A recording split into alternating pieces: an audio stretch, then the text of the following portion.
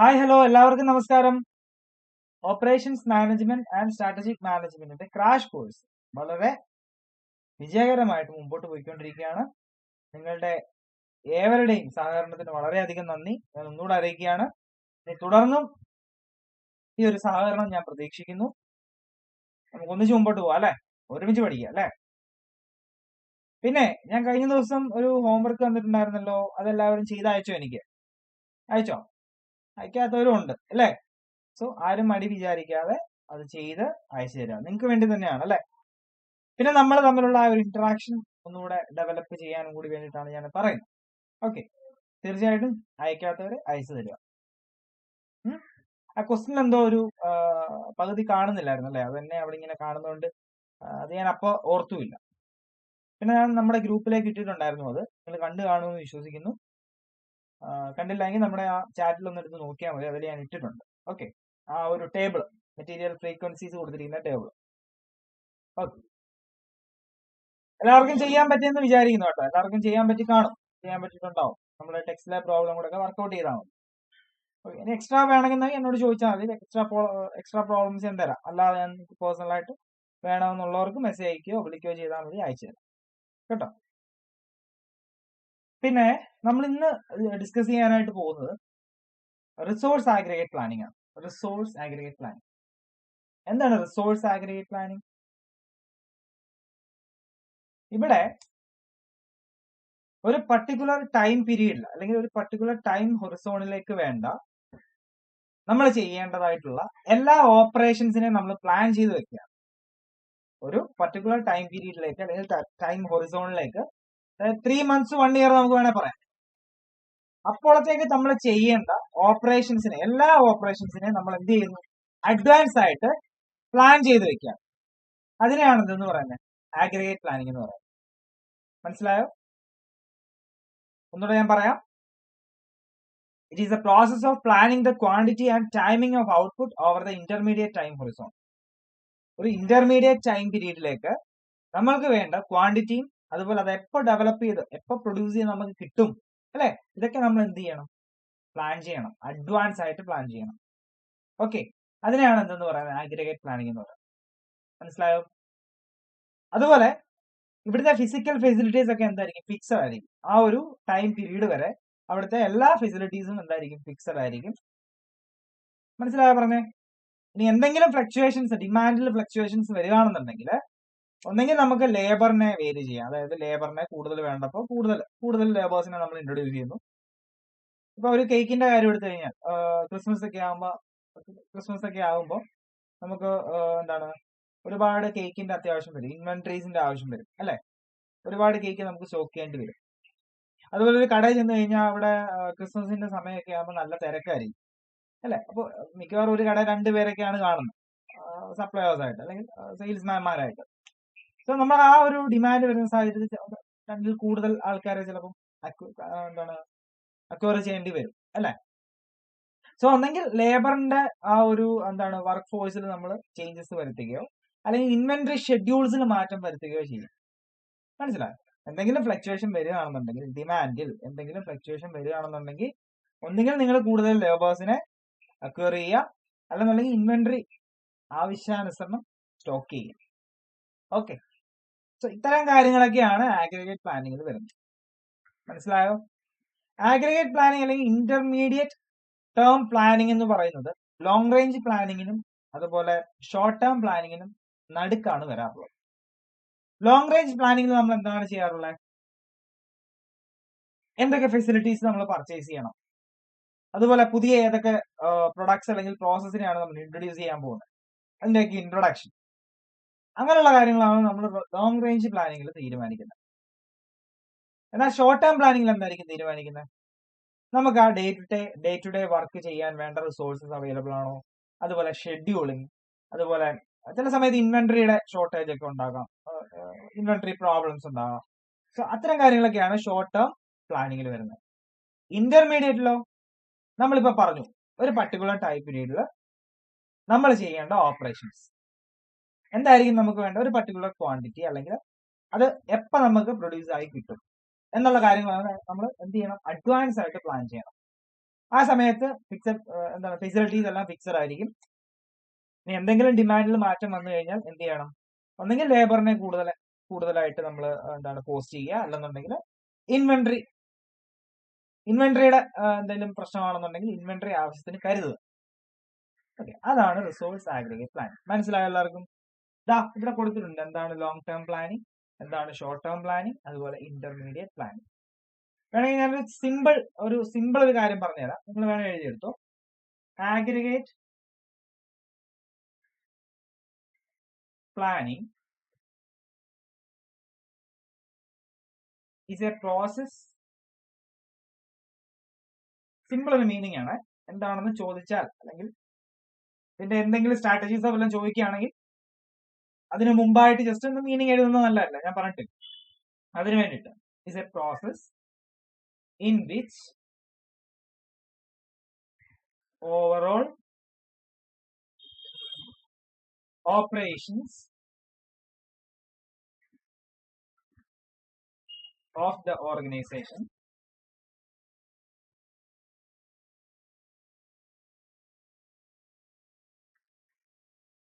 are planned in advance over a period of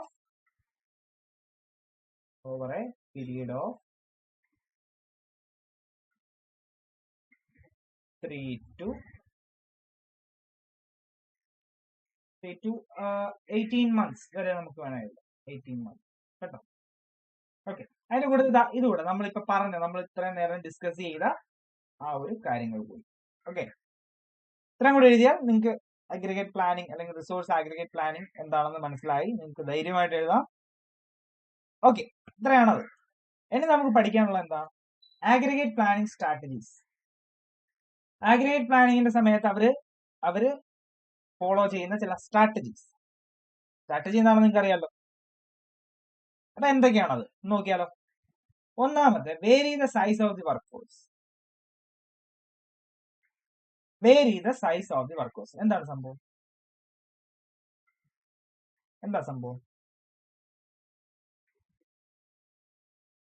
ഞാൻ പറഞ്ഞു, demand പലപ്പോഴും പലതായിരിക്കും അല്ലേ? സോ ഡിമാൻഡ് കൂടുതലായിരിക്കുന്ന സാഹചര്യത്തിൽ നമ്മൾക്ക് കൂടുതൽ എംപ്ലോയീസിനെ അല്ലെങ്കിൽ വർക്ക് ഫോഴ്സിനെ ആ ഒരു ഓർഗനൈസേഷനിലേക്ക് കൊണ്ടുവരേണ്ടി വരും അല്ലേ? പോസ്റ്റ് ചെയ്യേണ്ടതായിട്ട് വരും. ഇനി ഡിമാൻഡ് കുറവാണെങ്കിലോ കുറെ വർക്കേഴ്സിന്റെ ഒന്നും കാര്യമില്ല. സോ അത്തരത്തിലുള്ള അത്തരത്തിലൊരു ചേഞ്ചസ് പറ്റുവാണെങ്കിൽ നടത്തുക. മനസ്സിലായോ? സോ അഗ്രിഗേറ്റ് പ്ലാനിങ് സ്ട്രാറ്റജീസിൽ ആദ്യത്തെയാണ് vary the size of the work force. ഡിമാൻഡിനനുസരിച്ചുള്ള വർക്ക് ഫോഴ്സിനെ നമ്മൾ തിരഞ്ഞെടുക്കുക. ഒന്നും വേണ്ട, എക്സസ് ഒന്നും നമുക്ക് വേണ്ട. വെറുതെ കളയാൻ ക്യാഷും ഇല്ല, ഐഡിയൽ ടൈം കുറെ കളയാനില്ല, അങ്ങനൊന്നും പാടില്ല. സോ അഗ്രിഗേറ്റ് പ്ലാനിങ്ങിൽ അത്തരത്തിലുള്ള സ്ട്രാറ്റജീസ് എടുക്കാറുണ്ട്. Then vary the hours worked. ഒരു സ്റ്റേബിൾ വർക്ക് ഫോഴ്സ് നമ്മൾ സ്റ്റേബിൾ ആയിരിക്കണം. വർക്ക് ഫോഴ്സ് എന്ന് പറയുന്നത് സ്റ്റേബിൾ ആയിരിക്കണം, സ്റ്റഡി ആയിരിക്കണം. അതായത് സ്റ്റഡി ആണെന്ന് പറഞ്ഞാൽ നമുക്ക് ചിലപ്പം സ്ലാക്ക് ആയിട്ടുള്ള ചില പീരീഡുകൾ ഉണ്ടാവും. അതായത് വർക്കിംഗ് ഒന്നും ചെയ്യുന്നില്ല, അങ്ങനെയുള്ള സിറ്റുവേഷൻസ് ഒക്കെ വരാം അല്ലെ? അപ്പോ കുറച്ച് ഐഡിയൽ ടൈം ഒക്കെ നമുക്ക് വേണമെങ്കിൽ അനുവദിക്കാം. കുറച്ചു നേരം നല്ല രീതിയിൽ പണിയെടുക്കുന്ന ഒരു വ്യക്തിയാണെന്നുണ്ടെങ്കിൽ അയാൾക്ക് കുറച്ചു നേരം നമുക്ക് അയാളെ വെറുതെ ഇരുത്താം. സ്ലാക്കിന്റെ പീരീഡിലാണ് ഐഡിയൽ ടൈം വരുന്നത്. ഡിമാൻഡ് ഒക്കെ കുറയുന്ന അവസ്ഥയിലാണ് ഐഡിയൽ ടൈം വരാറുള്ളത്. വർക്ക് ഫോഴ്സ് ഒരു ആവശ്യത്തിൽ ഒരു പിടി മുന്നിലുള്ള സമയത്താണ് നമുക്ക് എന്ത് വരുന്നത്, ഇത്തരത്തിലുള്ള വർക്കേഴ്സ് ചുമ്മാ ഇരിക്കേണ്ട അവസ്ഥ വരുന്നത്. ഡിമാൻഡിനൊത്ത് നമ്മൾ പ്രൊഡ്യൂസ് ചെയ്തു, അതിനുള്ള വർക്കേഴ്സ് നമുക്കുണ്ടായിരുന്നു. അതിലൊരു പിടി കൂടുതലുണ്ടായിരുന്നു വിചാരിച്ചോ, അല്ലെങ്കിൽ ഒപ്റ്റിമം ആയിരുന്നു എന്ന് വിചാരിക്കുക. ഒപ്റ്റിമം വർക്കെല്ലാം കഴിയുമ്പോൾ അവരെന്തായാലും കുറച്ച് സമയം ചുമ്മാ ഇരിക്കും അല്ലെ? ഡിമാൻഡ് മീറ്റ് ചെയ്ത് കഴിഞ്ഞാൽ അവർക്ക് കുറച്ചു നേരം എന്ത് ചെയ്യാം, ചുമ്മാതിരിക്കാം. സോ അത്തരത്തിലുള്ള സമയങ്ങളൊക്കെ അനുവദിച്ച് വേണേ കൊടുക്കാം അല്ലെ? പിന്നെന്താ ചെയ്യുന്നത്? ഡിമാൻഡ് പീക്ക് ആകുന്ന സാഹചര്യത്തിൽ എന്ത് ചെയ്യാ അവരെ കൊണ്ട് ഓവർ ടൈം വർക്ക് ചെയ്യും. അങ്ങനെ വർക്ക് ചെയ്യുന്ന ഹവേഴ്സിൽ വ്യത്യാസങ്ങൾ വരുത്തി കൊടുക്കുക, വേരി ചെയ്യിക്കുക. എന്താ പറഞ്ഞ ഡിമാൻഡ് സ്ലാക്ക് ആയിരിക്കുന്ന സാഹചര്യത്തിൽ ഐഡിയൽ ടൈം നമുക്ക് അനുവദിക്കാം, പെർമിറ്റ് ചെയ്യാം. ഡിമാൻഡ് പീക്ക് ആയിരിക്കുന്ന സമയത്ത് ഐഡിയൽ ടൈം പെർമിറ്റ് ചെയ്യാനായിട്ട് പറ്റുമോ? ഇല്ല, ഉള്ള ടൈം പോലും പോരാ. അപ്പൊ നമ്മൾ എന്ത് ചെയ്യും? ഓവർ ടൈം കൊടുക്കും. ഓക്കെ, അങ്ങനെ നമുക്ക് അങ്ങനെയുള്ള സ്ട്രാറ്റജി നമുക്ക് പ്രയോഗിക്കാനായിട്ട് പറ്റും. Vary inventory levels. Demand fluctuations, particularly increase in demand, can be met by large amount of inventory. Demand fluctuate ചെയ്യുകയാണല്ലേ, അല്ലെ? ഡിമാൻഡ് ഫ്ലക്ച്വേറ്റ് ചെയ്യുമ്പോൾ നമുക്ക് നമ്മുടെ കയ്യിൽ ആവശ്യത്തിനുള്ള ഇൻവെന്ററി ഉണ്ടാവണം, വേണ്ടേ? സ്റ്റോക്ക് വേണ്ടേ? നമ്മൾ വേണം. ഡിമാൻഡ് കൂടുന്ന സാഹചര്യത്തിൽ നമ്മൾ അത് മീറ്റ് ചെയ്യാൻ പറ്റത്തക്ക രീതിയിലുള്ള സ്റ്റോക്ക് നമ്മൾ കീപ്പ് ചെയ്യണം. ഡിമാൻഡ് കുറവായിരിക്കുന്ന സാഹചര്യത്തിൽ നമ്മൾ ഇതെല്ലാം കൂടെ മേടിച്ച് വെച്ച് കീപ്പ് ചെയ്യേണ്ട കാര്യമുണ്ടോ? അല്ലെങ്കിൽ ഉണ്ടാക്കി വെക്കേണ്ട കാര്യമുണ്ടോ? ഇല്ല, അല്ലേ? സോ അതാണ് third strategy. Fourth and last one എന്താണ്? Sub contract. കുറെ അധികം ഷിഫ്റ്റുകൾ ഉണ്ടെന്ന് വിചാരിക്കുക. വർക്കേഴ്സിന് കുറെ അധികം ഷിഫ്റ്റുകളുണ്ട്. ഈ ഷിഫ്റ്റിലൊക്കെ വർക്ക് ചെയ്തിട്ട് പോലും അയാൾക്ക് അയാളുടെ വർക്ക് കംപ്ലീറ്റ് ആക്കാൻ പറ്റുന്നില്ല, അല്ലേ? ആ ഒരു പ്രൊഡക്ഷൻ റേറ്റ് മെയിൻറ്റെയിൻ ചെയ്ത് കൊണ്ടുപോകാൻ പറ്റുന്നില്ല. ആ നിലവിലുള്ള എംപ്ലോയീസിനെ കൊണ്ട് ആ ഒരു പ്രൊഡക്ഷൻ റേറ്റ്, ആ ഒരു ഓർഗനൈസേഷൻ ഉദ്ദേശിക്കുന്ന പ്രൊഡക്ഷൻ റേറ്റ് മീറ്റ് ചെയ്യാനായിട്ട് പറ്റുന്നില്ല. അപ്പൊ എന്ത് ചെയ്യും? നമ്മൾ ഔട്ട്സൈഡ് സോഴ്സിലേക്ക് പോകും, അല്ലേ? ഔട്ട്സൈഡുള്ള കപ്പാസിറ്റിയെ ആശ്രയിക്കാൻ പറ്റും, എക്സ്റ്റേണൽ വെണ്ടേഴ്സിനെ ആശ്രയിക്കാൻ ഇടവരുത്തും. എന്ത് ചെയ്യാം? അവരെ നമുക്ക് അവരെ കൊണ്ട് എന്താ ചെയ്യിപ്പിക്കും? നമ്മൾ സബ് കോൺട്രാക്ടിങ് ചെയ്യിപ്പിക്കാം. അവസ്ഥ ഏതാണെന്ന് മനസ്സിലായല്ലോ. ഷിഫ്റ്റുകളൊക്കെ ഇങ്ങനെ മാറി മാറി വന്നിട്ട് പോലും ആ ഒരു ഓർഗനൈസേഷൻ ഉദ്ദേശിക്കുന്ന തരത്തിലുള്ള പ്രൊഡക്ഷൻ റേറ്റ് ആ ഒരു ഓർഗനൈസേഷൻ ഉണ്ടാക്കാൻ പറ്റുന്നില്ല. എന്ത് ചെയ്തിട്ടും. അപ്പൊ എന്ത് ചെയ്യും? പുറത്തുള്ള കപ്പാസിറ്റീസിനെ ആശ്രയിക്കാനായിട്ട് നോക്കും. അതായത് ഔട്ട്സൈഡ് വെണ്ടേഴ്സിന്റെ അടുത്ത് ചെന്ന് അവർക്ക് സബ് കോൺട്രാക്ട് കൊടുക്കും. ഓക്കെ, അത്രയുമാണ് ആഗ്രിഗേറ്റ് പ്ലാനിങ് സ്ട്രാറ്റജീസ്. മനസ്സിലായോ? പിന്നെ ഇനി താഴേക്ക് വരുമ്പോൾ പ്രോപ്പർട്ടീസ് ഓഫ് ആഗ്രിഗേറ്റ് പ്ലാനിങ് ചോദിക്കാവുന്ന ഒരു ക്വസ്റ്റൻ ആണ്. പ്രോപ്പർട്ടീസ്, അതുപോലെ സ്ട്രാറ്റജീസ് ചോദിക്കാവുന്ന ഒരു ക്വസ്റ്റൻ ആണ് കേട്ടോ. 4-6 മാർക്കുകൾക്ക് ചോദിക്കാം. അതുപോലെ പ്രോപ്പർട്ടീസ് നോക്കിക്കോ, 4 മാർക്കിനൊക്കെ ചോദിക്കാവുന്ന ഒരു ഏരിയ. ഇതൊക്കെ നമ്മൾ വിട്ട് കളയാൻ നോക്കണ്ട, ഇതൊന്നും ചോദിക്കത്തില്ലെന്ന് പറയുന്ന ഏരിയസ് ആണ്. അതൊക്കെ ഇതിനൊക്കെ വേണേൽ ചോദിച്ചേക്കാം. ഓക്കെ, എന്താണ് ആഗ്രിഗേറ്റ് പ്ലാനിങ്ങിന്റെ ക്യാരക്ടറിസ്റ്റിക്സ്? ഇവിടെ ക്യാരക്ടറിസ്റ്റിക്സ് ആണ് പറഞ്ഞിരിക്കുന്നത് കേട്ടോ. എങ്ങനെയായിരിക്കും ഈ ആഗ്രിഗേറ്റ് സ്ട്രാറ്റജീസ് അല്ലെങ്കിൽ ആഗ്രിഗേറ്റ് പ്ലാനിങ് എങ്ങനെയായിരിക്കും? അതിന്റെ ഒരു സ്വഭാവം എന്താ? അവര് എന്താണ്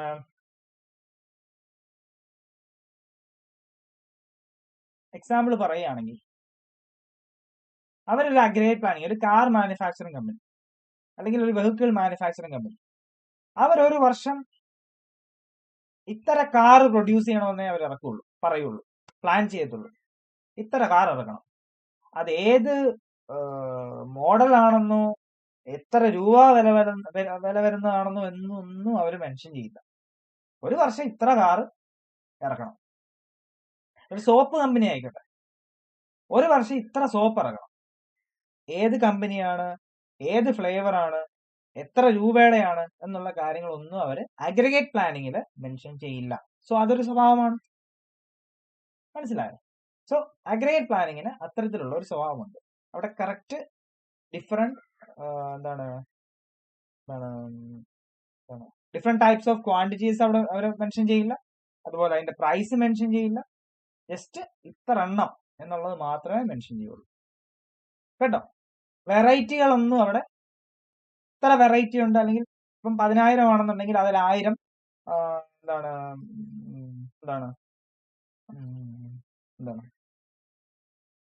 റോസിന്റെ ഫ്ലേവർ, സോപ്പിന്റെ കാര്യം എടുത്താൽ റോസിന്റെ ഫ്ലേവർ ആണ്. 1000 പിന്നെന്താണ്, ജാസ്മിന്റെ ഫ്ലേവർ ആണ്. അങ്ങനെ എനിക്ക് ഇതിന്റെ ഫ്ലേവറിന്റെ കറക്റ്റ് അറിയില്ല കേട്ടോ, അതുകൊണ്ടാണ്. സോ അങ്ങനെ മെൻഷൻ ചെയ്യില്ല എന്ന് പറഞ്ഞു വന്നതാണ്. അങ്ങനൊന്നും മെൻഷൻ ചെയ്യില്ല കേട്ടോ. കാറിന്റെ കാര്യം എടുത്താൽ ഫുൾ ഓപ്ഷൻ ആണോ അല്ലെങ്കിൽ നോർമൽ വണ്ടിയാണോ എന്നുള്ള കാര്യങ്ങളൊന്നും മെൻഷൻ ചെയ്യില്ല. അതാണ് ഉദ്ദേശിക്കുന്നത്. നിങ്ങൾക്ക് ഐഡിയ, നിങ്ങൾക്ക് അത് മനസ്സിലായി കാണും അല്ലെ? ഞാൻ കൂടുതൽ പറഞ്ഞത് പ്രശ്നമാക്കുന്നില്ല. Okay, acceptable forecast for some reasonable planning period.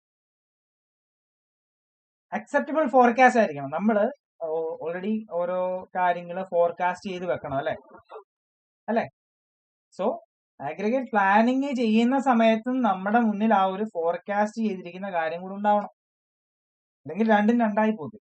Forecast ചെയ്യുന്ന ഒന്ന്, ആഗ്രിഗേറ്റ് പ്ലാനിങ്ങിൽ അവർ പ്ലാൻ ചെയ്യുന്ന വേറൊന്ന്, മൊത്തത്തിൽ ഡിഫറെന്റ് ആയി പോകും. സോ അങ്ങനെ ആകാൻ പാടില്ല. പിന്നെ നമ്മൾ പറഞ്ഞിരുന്നു മൂന്നാമത്തെ പോയിന്റ്, പ്ലാന്റിന്റെ കപ്പാസിറ്റി എപ്പോഴും ഫിക്സഡ് ആണ്, അല്ലെങ്കിൽ പ്ലാന്റിന് വേണ്ടിയിട്ട് ചെലവാക്കുന്ന എമൗണ്ട് ഫിക്സഡ് ആയിരിക്കും എന്ന് നമ്മൾ പറഞ്ഞു. ആഗ്രിഗേറ്റ് പ്ലാനിങ്ങിൽ ചേഞ്ചസ് ഒന്നും വരില്ല, ഫിക്സഡ് ആയിരിക്കും, ഫെസിലിറ്റീസ് ഫിക്സഡ് ആയിരിക്കും എന്ന് നമ്മൾ പറഞ്ഞിരുന്നു അല്ല? ആഗ്രിഗേറ്റ് പ്ലാനിങ് പറഞ്ഞ സമയത്ത് പറഞ്ഞായിരുന്നോ? സോ ഓരോ പ്ലാന്റിനും ഉണ്ടാകുന്ന കോസ്റ്റ് ഐഡന്റിഫൈ ചെയ്യാനും ഓരോ പ്ലാന്റിന് വേണ്ടിയിട്ട് നമ്മൾ ചെലവാക്കേണ്ടി വരുന്ന കോസ്റ്റ് എന്താണ് ഡിറ്റർമിൻ ചെയ്യാനും എന്ത് സഹായിക്കുന്നുണ്ട്? ആഗ്രിഗേറ്റ് പ്ലാനിങ് സഹായിക്കുന്നുണ്ട്. സോ അതിന്റെ ഒരു സ്വഭാവമാണത്. Okay, last point, facilities that are considered fixed to carry out the objective. എന്താണ്? അതാ ലക്ഷ്യം നടപ്പിലാക്കാൻ അവർ നിശ്ചയിച്ചിട്ടുള്ള സൗകര്യങ്ങളെ പറ്റിയിട്ടുള്ള ഐഡിയ ഉണ്ടാവും. അപ്പൊ ഫെസിലിറ്റീസ് ഒന്നും ഇല്ലാതെ ആഗ്രിഗേറ്റ് പ്ലാനിങ് നടത്തിയത് കൊണ്ട് യാതൊരു പ്രയോജനമില്ല. ഒരു ഫിക്സഡ് പീരീഡിലേക്ക് നമുക്ക് പ്ലാൻ ചെയ്ത് ആഗ്രിഗേറ്റ് പ്ലാനിങ് എല്ലാം സെറ്റ് ചെയ്ത് വെച്ചിരിക്കുക, ഫെസിലിറ്റീസ് ഇല്ലെന്നുണ്ടെങ്കിൽ കാര്യം നടക്കും. ഫെസിലിറ്റീസ് ഉണ്ടാവണം, അത് ഫിക്സഡും ആയിരിക്കണം. അതാണ് അവിടുത്തെ ക്യാരക്ടറിസ്റ്റിക്സ്. ഫെസിലിറ്റീസ് ഉണ്ടാകുന്നത് വേണം, അതുപോലെ തന്നെ അത് ഫിക്സഡും ആയിരിക്കണം. ചേഞ്ചുകളൊന്നും ഉണ്ടാകാൻ പാടില്ല ആ ഒരു പർട്ടിക്കുലർ ടൈം പീരീഡ് വരെ. ഓക്കെ. ഇനി ഇതാ നമുക്കൊരു ഇതിന്റെ ഒറ്റ പ്രോബ്ലമേ ഉള്ളൂ.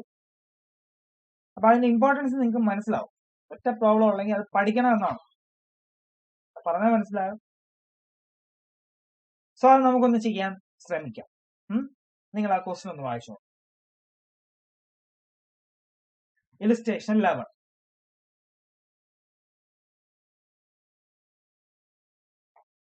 ഇലിസ്ട്രേഷൻ 11 കണ്ടോ?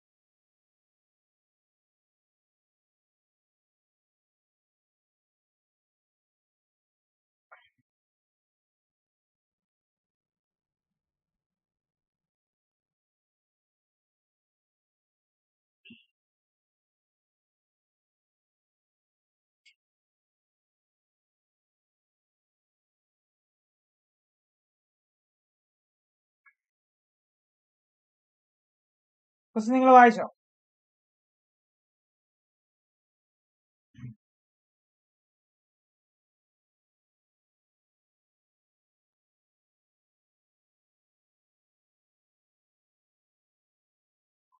നമുക്കിത് എങ്ങനെയാ ചെയ്യുന്നതെന്ന് നോക്കാം. 3 പ്ലാൻ നമ്മൾ അഡോപ്റ്റ് ചെയ്യണം. 3 പ്ലാൻ എന്ന് പറഞ്ഞാൽ 3 സ്ട്രാറ്റജീസ് നമ്മൾ ഇവിടേക്ക് കൊണ്ടുവരണം. 3 സ്ട്രാറ്റജീസ്. ഒന്ന്, നമ്മൾ പ്രൊഡക്ഷൻ ലെവലിൽ ചേഞ്ച് വരുത്തുക. രണ്ടെന്ന് പറയുന്നത് ഇൻവെന്ററി ലെവലിൽ ചേഞ്ച് വരുത്തും. തേർഡ് വൺ, സബ് കോൺട്രാക്ടിങ് ചെയ്യും. ഓക്കെ, പറഞ്ഞ മനസ്സിലായോ? ഒന്നെന്ന് പറയുന്ന പ്ലാനില് അല്ലെങ്കിൽ ഒന്നാമത്തെ സ്ട്രാറ്റജിയിൽ നമ്മൾ എന്താ ചെയ്യുന്നത്? പ്രൊഡക്ഷൻ ലെവലിൽ വ്യത്യാസം വരുത്തുന്നു. അതിന് കറസ്പോണ്ടിങ് ആയിട്ട് കോസ്റ്റ് ഉണ്ടാവാം, അത് നമ്മൾ കണ്ടുപിടിക്കുന്നു. അതുപോലെ ഇൻവെന്ററി ലെവലിൽ നമ്മൾ ചേഞ്ച് വരുത്തുകയാണ്. സോ അപ്പോൾ ഉണ്ടാകുന്ന കോസ്റ്റ്, ഇൻവെന്ററി ഹോൾഡിംഗ് കോസ്റ്റ്. ഇനി അതുമല്ലെങ്കിൽ നമ്മൾ സബ് കോൺട്രാക്ട് ചെയ്യാം.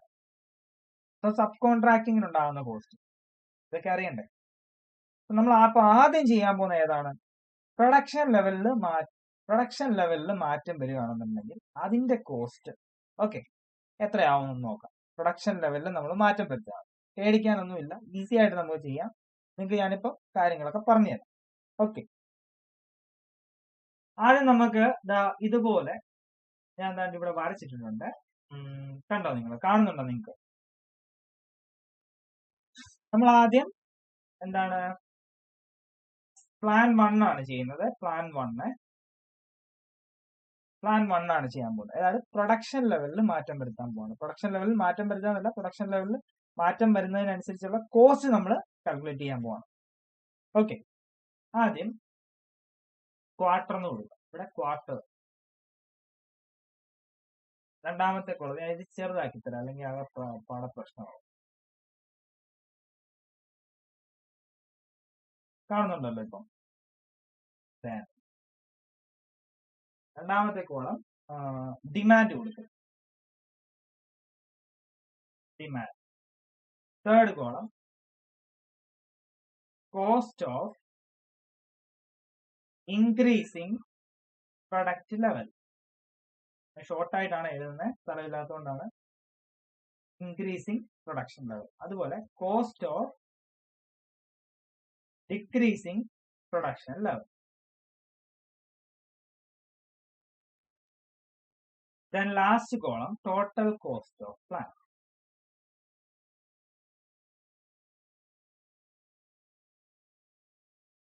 ഓക്കെ, നമ്മുടെ ക്വസ്റ്റിനിൽ തന്നിരിക്കുന്ന ഓരോ ക്വാർട്ടറും എടുത്ത് എഴുതുക. 1 to 8 വരെ അല്ലെ.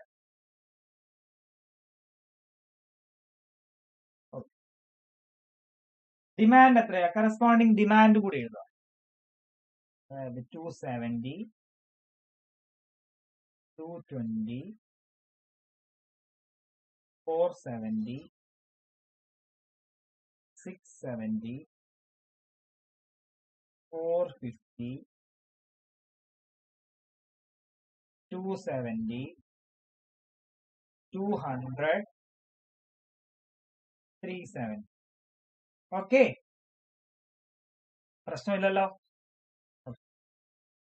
ഇനി നമ്മൾ ചെയ്യേണ്ട കാര്യങ്ങളിലേക്ക്, നിങ്ങൾ എന്താണ് ചെയ്യേണ്ടത് എന്നുള്ളതാണ് പറഞ്ഞു തരുന്നത്. ക്വസ്റ്റ്യൻ നന്നായിട്ട് വായിച്ചല്ലോ എല്ലാവരും.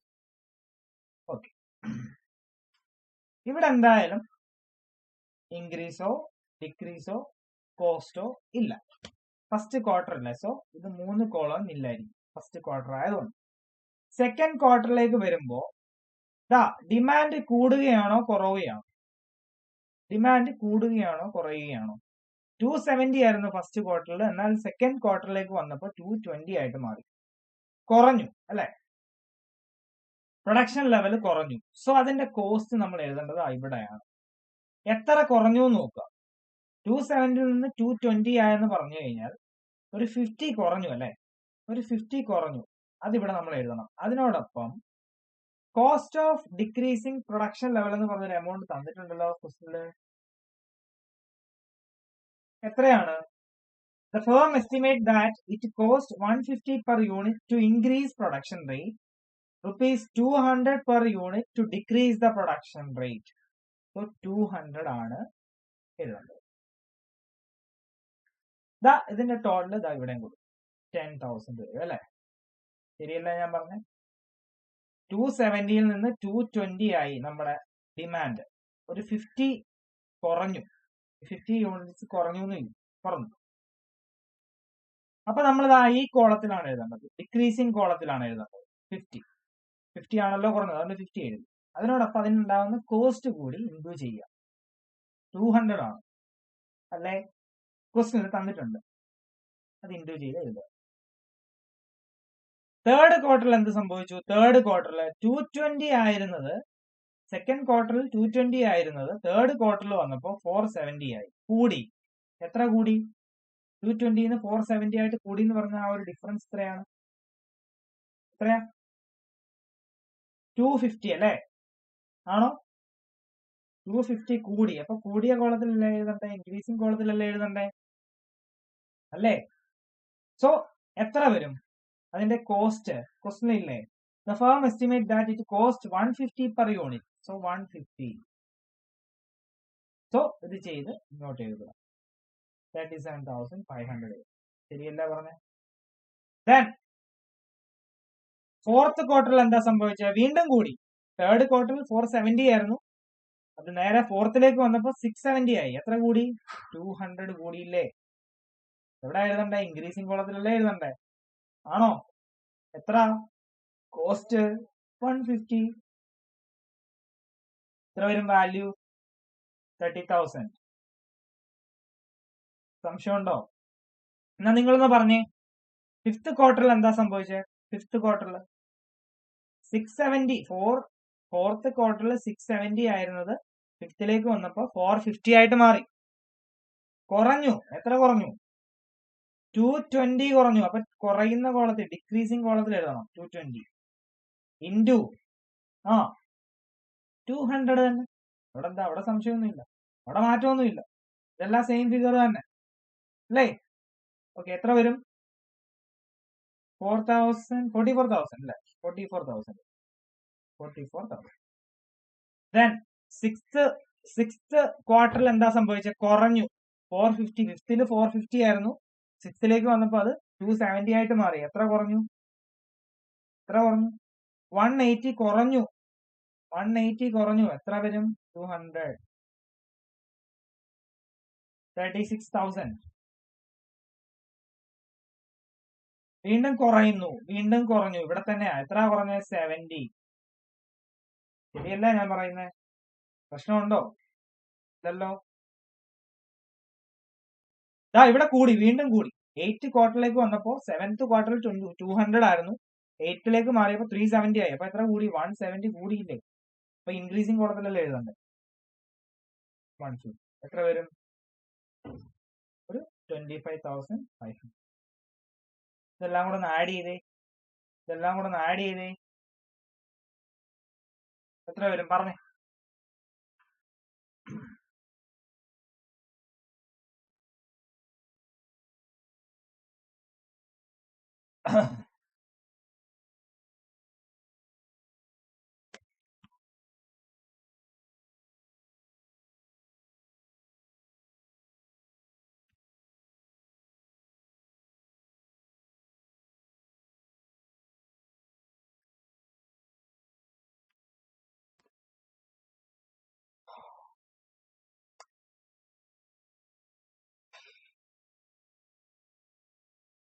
എത്ര ടോട്ടൽ? എത്ര വന്നു?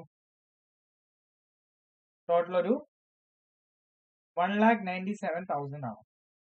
1,97,000 ആണല്ലോ. സംശയമൊന്നും ഇല്ലല്ലോ? ഇത്രയും ചെയ്തതിൽ സംശയമൊന്നും ഇല്ലല്ലോ? ഓക്കെ, എല്ലാവർക്കും കിട്ടിയെന്ന് വിചാരിക്കുന്നു.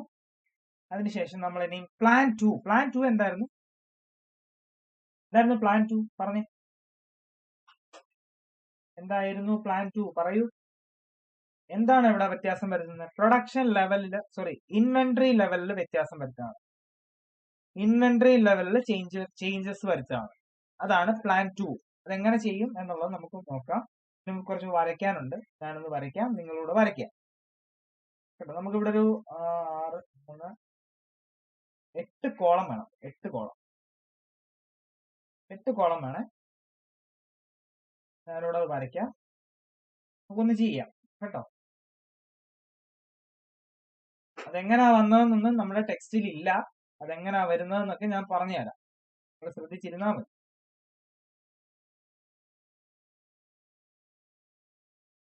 ഇതിലെ കോളമൊക്കെ ഫില്ല് ചെയ്യുന്നേ ലാസ്റ്റ് രണ്ട് കോളത്തിലെ ഫിഗേഴ്സ് എങ്ങനെയാണ് കിട്ടുന്നതെന്നൊന്നും ചിലപ്പോൾ നമുക്ക് മനസ്സിലാവില്ല. അതിനുള്ള ഹിന്റ് ഒന്നും കൊടുത്തിട്ടുമില്ല. അപ്പൊ നമ്മളത് ഒരു ഇക്വേഷനൊക്കെ ഉപയോഗിച്ച് നമുക്ക് വർക്കൗട്ട് ചെയ്യാം കേട്ടോ. ധൈര്യമായിട്ടിരുന്നു. ഇനിയില്ല, ഇത് ചോദിച്ചാൽ നമ്മളങ്ങ് ചെയ്യും. എക്സാമിന് ചോദിച്ചാൽ അങ്ങ് ചെയ്തോണം. എന്താ പറഞ്ഞു കേട്ടോ.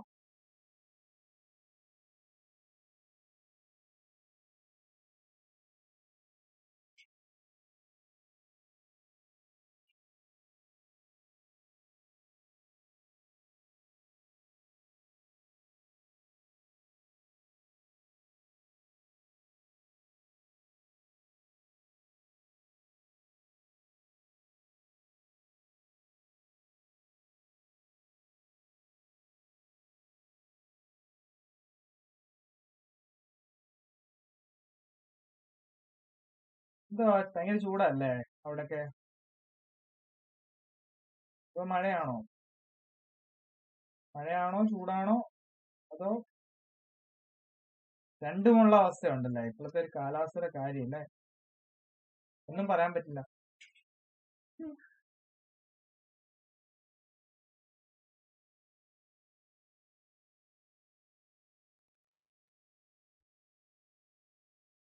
കുറച്ചുകൂടെ വലുതാക്കേണ്ടി വരും. അതാ നമുക്ക്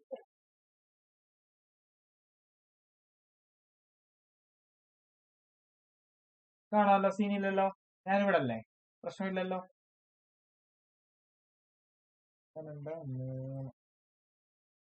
ഫോളോ ഒന്ന് അഡ്ജസ്റ്റ് ചെയ്തോട്ടെ. നിങ്ങൾ ഒപ്പം ചെയ്തു വരിക കേട്ടോ, എന്നാലേ മനസ്സിലാവുള്ളൂ.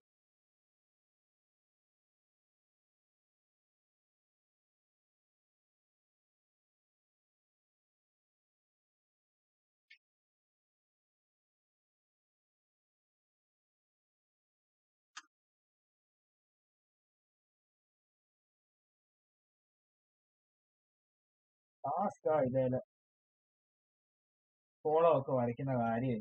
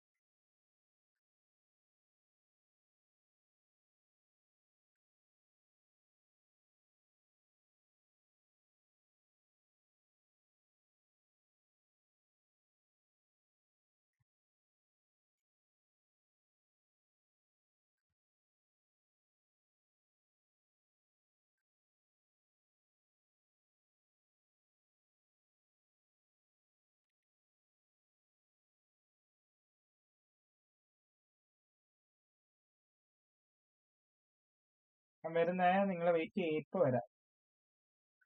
ഒന്ന് അലൈൻ ചെയ്തോട്ടെ. നിങ്ങൾക്ക് ഇക്വേഷൻ മനസ്സിലാവില്ല, അതുകൊണ്ടാണ്.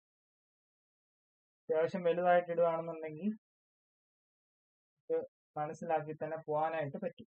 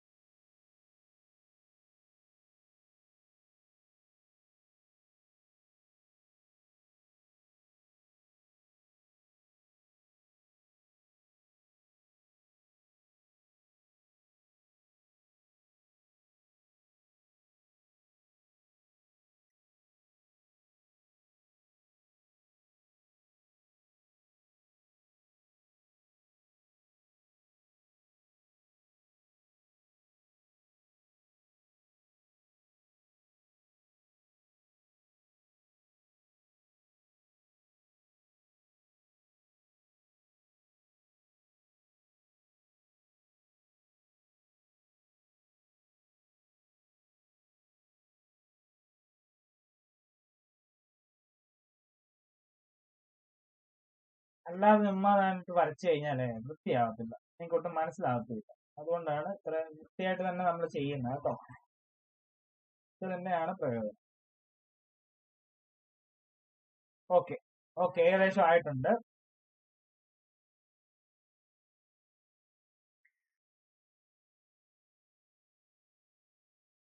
കഴിഞ്ഞു. ഇവിടെ എന്താ നമ്മൾ ചെയ്യാൻ പോകുന്നത്?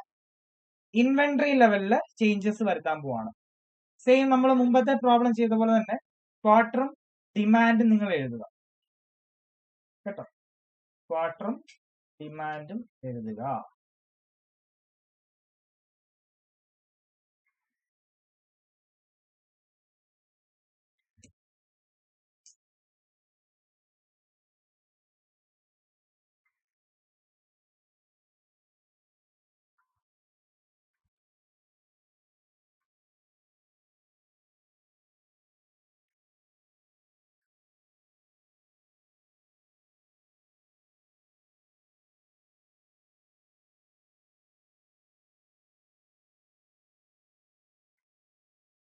എഴുതിയോ? ക്വാർട്ടർ 1 2 3 4 5 6 7 8 അല്ലേ? ഡിമാൻഡ് കൊടുത്ത ഡിമാൻഡ്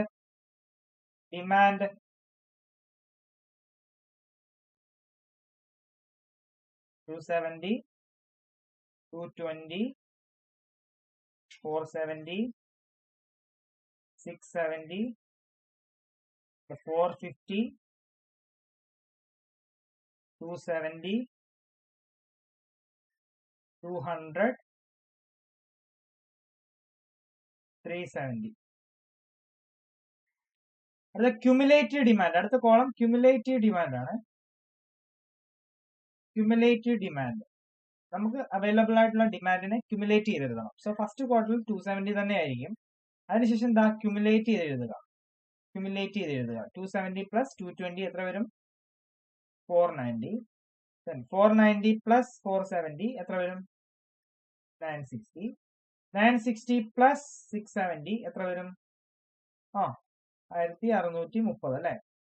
ദെൻ ഇങ്ങനെ അങ്ങനെ ഒന്ന് എഴുതിക്കേ വേഗം. ക്യുമുലേറ്റ് ചെയ്ത് എഴുതിക്കേ.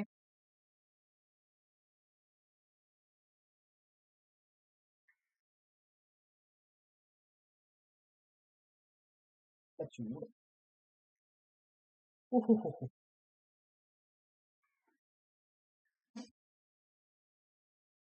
ദെൻ നമുക്ക് അടുത്ത കോളം ആവറേജ് ഡിമാൻഡ് കണ്ടുപിടിക്കണം. ആവറേജ് ഡിമാൻഡ് എങ്ങനെ കണ്ടുപിടിക്കാം? ആവറേജ് ഡിമാൻഡിന്റെ ടോട്ടൽ എത്രയാ? ഇത് തന്നെ ആയിരിക്കും. ഡിമാൻഡിന്റെ ടോട്ടൽ എന്ന് പറയുന്നത് ഇതായിരിക്കും, 2920 അല്ലെ. അതേ ഡിവൈഡ് ബൈ 8 ചെയ്താൽ പോരെ? ആവറേജ് കിട്ടില്ലേ? കിട്ടും. എത്ര വരും? എല്ലാ കോളത്തിലും അത് തന്നെയാണ്, 365 വരും. 365 എല്ലാ കോളത്തിലും എഴുതിക്കാം.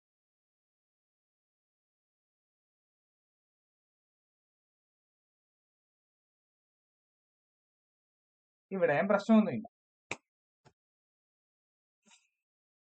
ഇനി ഈ ആവറേജ് ഡിമാൻഡ് ഉണ്ടല്ലോ, അല്ലെങ്കിൽ ആവറേജ് പ്രൊഡക്ഷൻ ലെവൽ എന്നും നമുക്ക് പറയാം കേട്ടോ. പ്രൊഡക്ഷൻ ലെവൽ എന്നും നമുക്ക് പറയാം. സോ ഇതിനെ ക്യുമുലേറ്റ് ചെയ്ത് എഴുതുക. അതായത് ക്യുമുലേറ്റീവ് പ്രൊഡക്ഷൻ ലെവൽ. ഫസ്റ്റ് കോളത്തിൽ ഏതായിരിക്കും? 365 തന്നെയായിരിക്കും.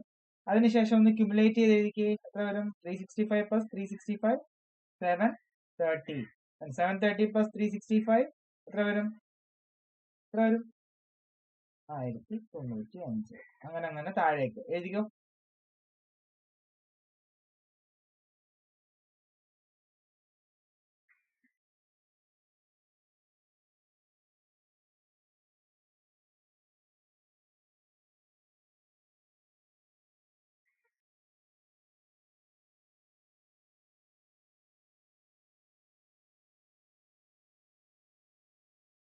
ഓക്കെ,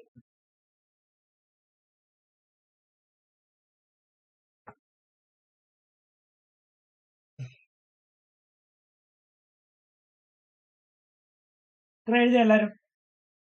ഇത്ര എഴുതിയോ? ഇൻവെന്ററി കണ്ടുപിടിക്കാം. ഇൻവെന്ററി കണ്ടുപിടിക്കാം. ഒന്നുമില്ല, ക്യുമുലേറ്റീവ് പ്രൊഡക്ഷനിൽ നിന്ന് ക്യുമുലേറ്റീവ് ഡിമാൻഡ് കുറച്ചാൽ മതി. Cumulative demand.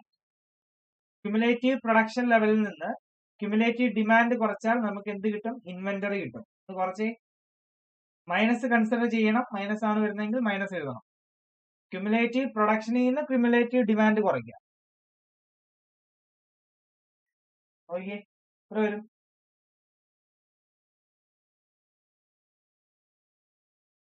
95. Then 240, 135, minus 170, minus 255 അല്ലേ? ശരിയല്ലേ? 1825 നിന്ന് 2080 കുറയ്ക്കുക. എത്ര വരും? 255. മൈനസ് ഫിഗർ ആണ് വരുന്നത്. 1825 അല്ലേ കൂടുതൽ, സോ മൈനസ് വരും. അതുപോലെ ഈ മുകളിലത്തെ അടുത്തത് മൈനസ് 160 ആണോ? ആണല്ലോ. 2190 നിന്ന് 2350 കുറയ്ക്കുമ്പോൾ 160 വരും മൈനസ്. 2580 ഇങ്ങനെ കിട്ടിയോ? പ്രൊഡക്ഷൻ ലെവൽ ഇങ്ങനെ കിട്ടിയോ എല്ലാവർക്കും?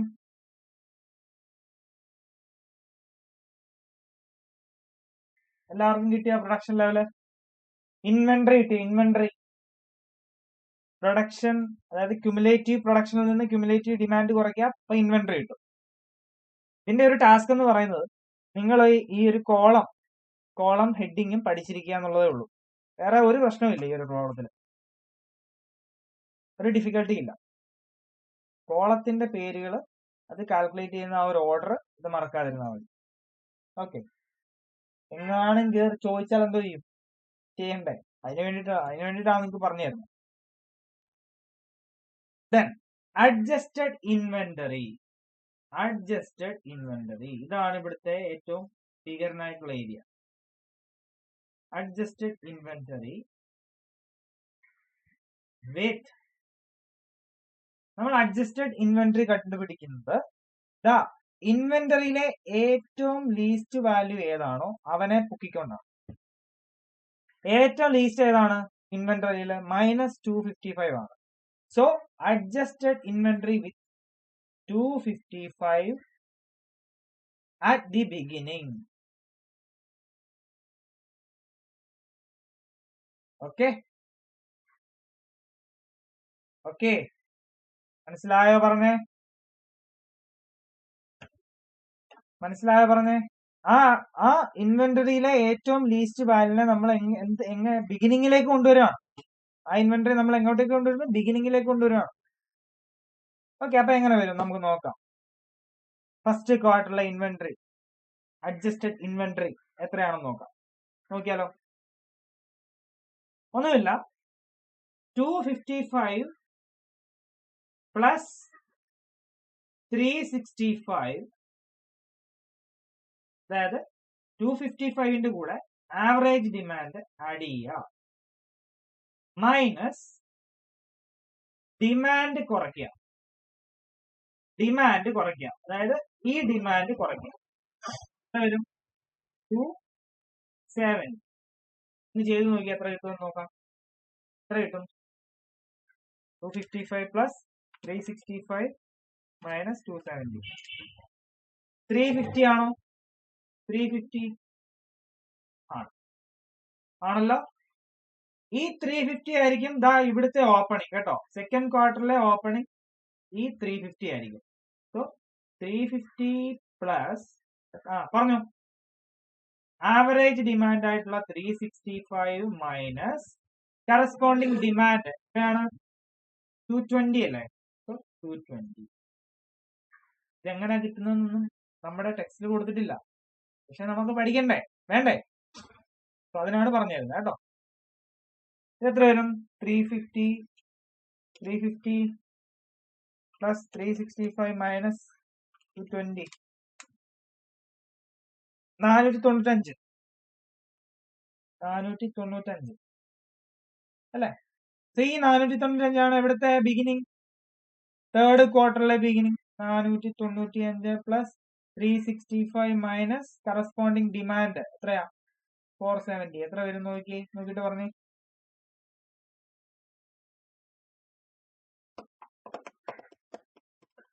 390. Very good. 390 plus 365 minus 670 demand എത്ര വരും നോക്കിയേ? 85 അല്ലെ? സംശയമുണ്ടോ? പറ. ഒരു സംശയമില്ല.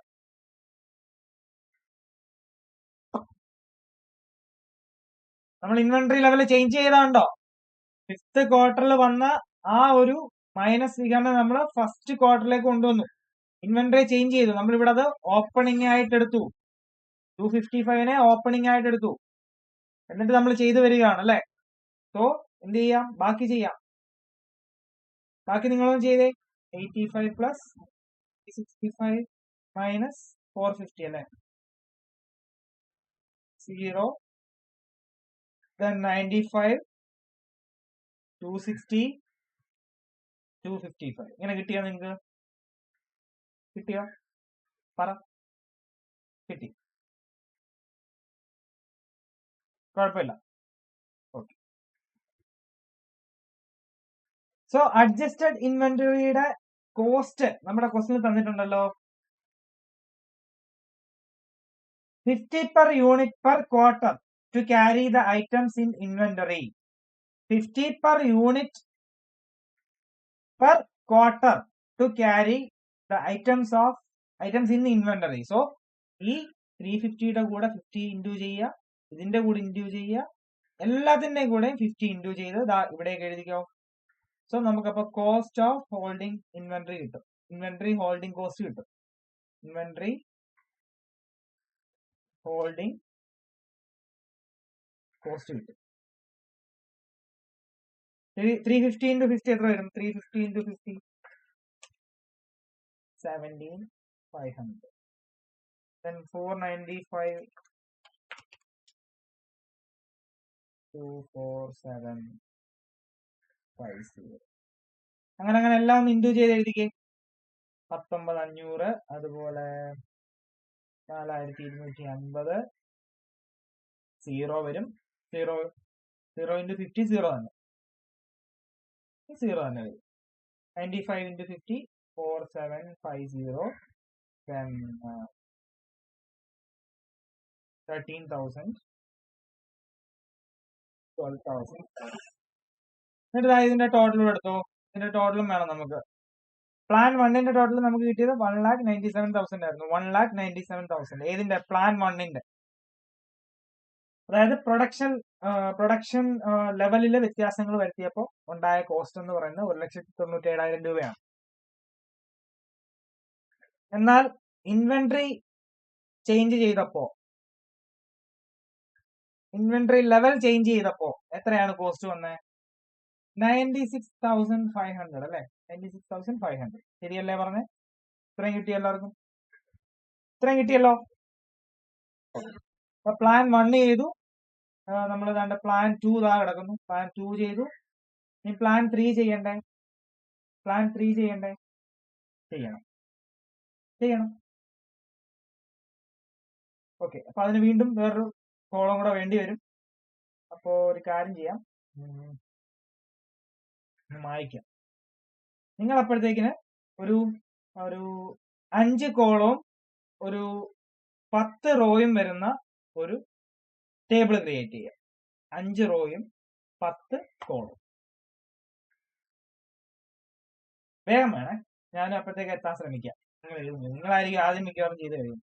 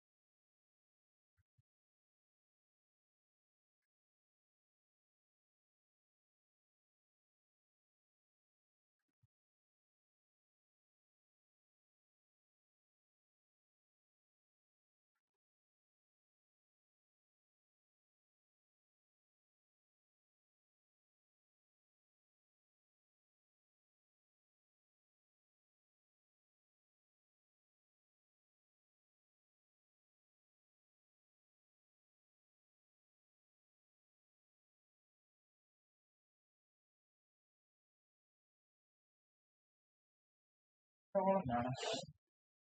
ഇതെല്ലാം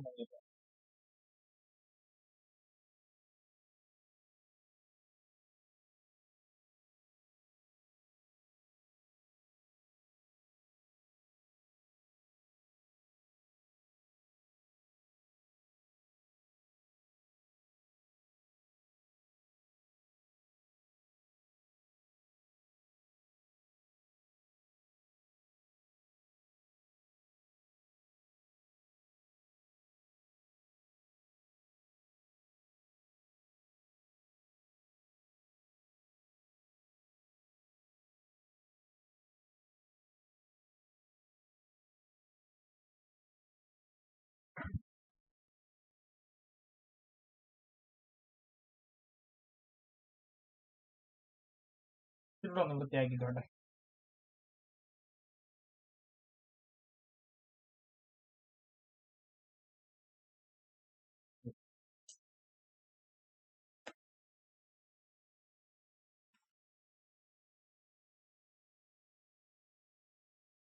നിങ്ങൾ നന്നായിട്ട് വരച്ചു, നിങ്ങൾ നന്നായിട്ട് വരയ്ക്കണം. നന്നായിട്ട് വരച്ചാലേ നമുക്ക് കാര്യങ്ങൾ സ്മൂത്തായിട്ട് പോവുള്ളൂ. നിങ്ങൾ നന്നായിട്ട് വരച്ചു, വരെ എങ്ങനെയും ആയിക്കോട്ടെ.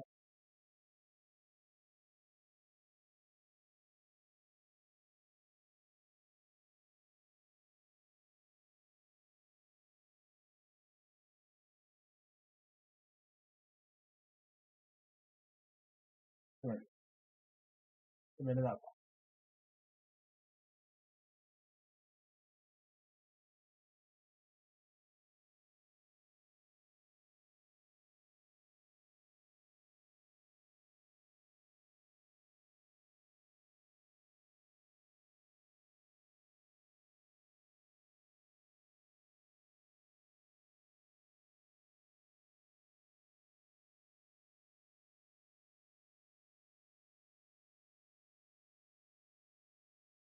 ഓക്കെ,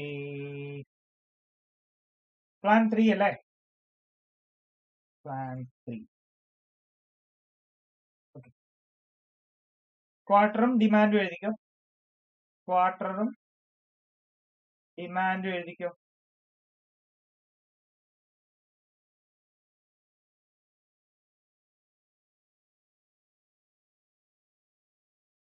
ഇവിടെ നമ്മൾ നോർമൽ പ്രൊഡക്ഷൻ കപ്പാസിറ്റി അങ്ങ് അസ്യൂം ചെയ്യാണ്. നോർമൽ പ്രൊഡക്ഷൻ കപ്പാസിറ്റി എന്ന് പറഞ്ഞ് ഒരു അസംഷൻ നടത്തുകയാണ്. എത്ര സബ് കോൺട്രാക്ട് ചെയ്യണം? ഇവിടെ സബ് കോൺട്രാക്ടിങ് ആണല്ലോ, നമ്മൾ ആദ്യമേ പറഞ്ഞു. സബ് കോൺട്രാക്ട് ചെയ്യുകയാണെന്നുണ്ടെങ്കിലുള്ള കോസ്റ്റ് ആണ് നമ്മൾ ഇവിടെ കണ്ടുപിടിക്കാൻ പോകുന്നത്. അപ്പം നോർമൽ പ്രൊഡക്ഷൻ കോസ്റ്റിലും നോർമൽ പ്രൊഡക്ഷനേക്കാളും കൂടുതൽ വരുമ്പോഴായിരിക്കുമല്ലോ നമ്മൾ ഡിമാൻഡ് കൂടുതൽ വരുമ്പോഴായിരിക്കുമല്ലോ നമ്മൾ എന്ത് ചെയ്യുക, സബ് കോൺട്രാക്ടിന് കൊടുക്കേണ്ടി വരിക, അല്ലെ? സോ അത്തരം യൂണിറ്റ്സിനെ കണ്ടുപിടിക്കാൻ വേണ്ടിയിട്ടാണ് നമ്മളൊരു നോർമൽ പ്രൊഡക്ഷൻ ഇവിടെ എഴുതുന്നത്. ഒരു 200 ആണ് കൊടുക്കുക എല്ലായിടും. 200.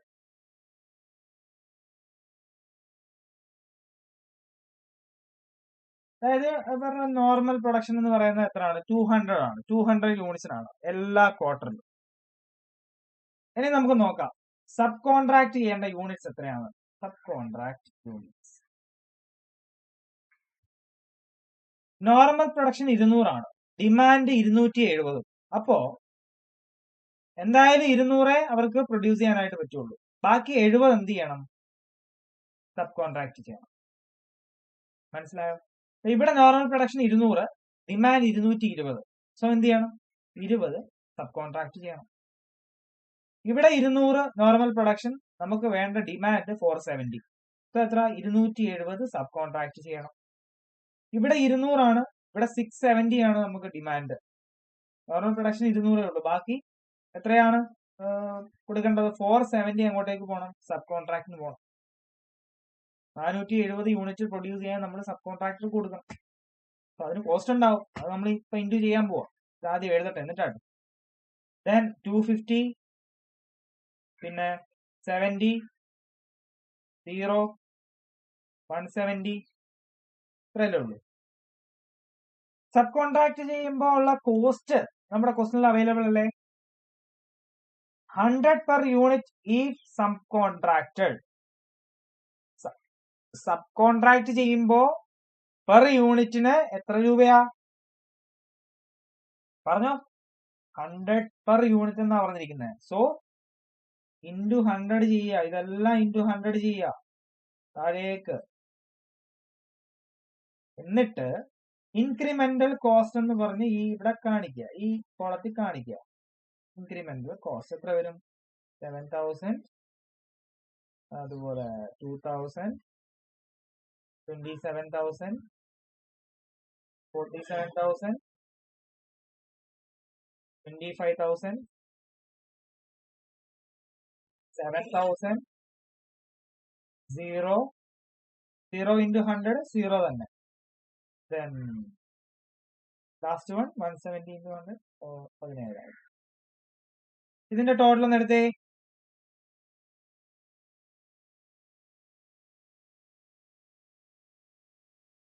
ടോട്ടൽ എടുത്ത് എത്ര വരും? ഒരു 1,32,000 വരുന്നു. 1,32,000. പ്ലാൻ 1 നമുക്കുണ്ടായ കോസ്റ്റ് എന്ന് പറഞ്ഞാൽ, അതായത് പ്രൊഡക്ഷൻ ലെവൽ കുറയ്ക്കുന്ന സാഹചര്യത്തിൽ നമുക്കുണ്ടായ കോസ്റ്റ് എത്രയായിരുന്നു? 1,97,000. പ്ലാൻ 2 നമ്മൾ ഇൻവെന്ററി ചേഞ്ച് ചെയ്തു, ഇൻവെന്ററി ലെവൽ ചേഞ്ച് ചെയ്തു. അപ്പോൾ ഉണ്ടായ കോസ്റ്റ് എത്രയാ? 96,500. പ്ലാൻ 3 നമുക്ക് 1,32,000 ആണെങ്കിൽ, സോ ഇതിൽ ഏതാണ് നല്ല സ്ട്രാറ്റജി? ലീസ്റ്റ് കോസ്റ്റ് വരുന്ന പ്ലാൻ 2 ആണ് ഏറ്റവും നല്ല സ്ട്രാറ്റജി. അതായത് പ്ലാൻ 2 എന്തായിരുന്നു? Changing inventory levels. സോ അതാണ് ബെസ്റ്റ് സ്യൂട്ടബിൾ സ്ട്രാറ്റജി. മനസ്സിലായോ നിങ്ങൾക്ക്? ക്ലിയർ അല്ലേ? പ്രശ്നമൊന്നും ഇല്ലല്ലോ? എന്തെങ്കിലും ഡൗട്ട് ഉണ്ടേ വിളിക്കുകയോ മെസ്സേജ് ചെയ്യുകയോ ചെയ്യാം കേട്ടോ. ഓക്കെ, അല്ലെങ്കിൽ നമ്മുടെ ആപ്ലിക്കേഷനിൽ ചാറ്റ് ചെയ്യാം. പ്രശ്നമൊന്നുമില്ലല്ലോ. റിസോഴ്സ് അഗ്രിഗേറ്റ് പ്ലാനിങ്ങിലെ തിയറി നമ്മൾ പഠിച്ചു, അതിൻ്റെതാ ടെക്സ്റ്റിലുള്ള ഒരു പ്രോബ്ലം നമ്മൾ ചെയ്തു. ഓക്കെ, കുഴപ്പമില്ലല്ലോ? ഇതിലൊന്നും യാതൊരു സംശയമില്ലല്ലോ? ഉണ്ടോ? ഇല്ലല്ലോ?